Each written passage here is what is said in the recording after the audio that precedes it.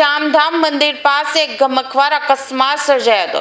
પૂર ઝડપે દોડતી એક સરકારી એસટી બસ અડફેટે એક્ટિવા સવાર 20 વર્ષીય વિદ્યાર્થિનીને અડફેટે લીધી હતી। મળતી માહિતી મુજબ મૂળ જામનગરના અને હાલ કામરેજના વેલંજા ખાતે રહેતા રત્ન કલાકાર કેતનભાઈ સોલંકીની 20 વર્ષીય દીકરી સ્વાતિ કામરેજની વિશ્વા ભારતી ગર્લ્સ કોલેજમાં બીબીએના પ્રથમ વર્ષમાં અભ્યાસ કરતી હતી।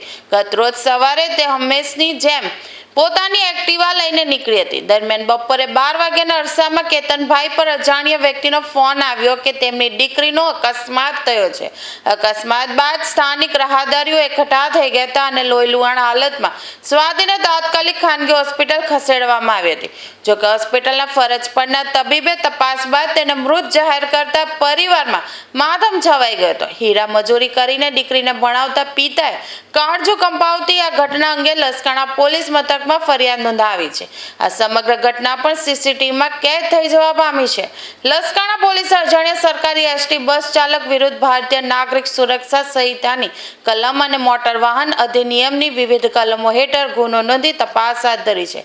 હાલ પોલીસ દ્વારા આસપાસના સીસીટીવી ફૂટેજ મેળવી ફરાર બસ ચાલકને પકડવા માટેના ચક્રો ગતિમાન કર્યા છે।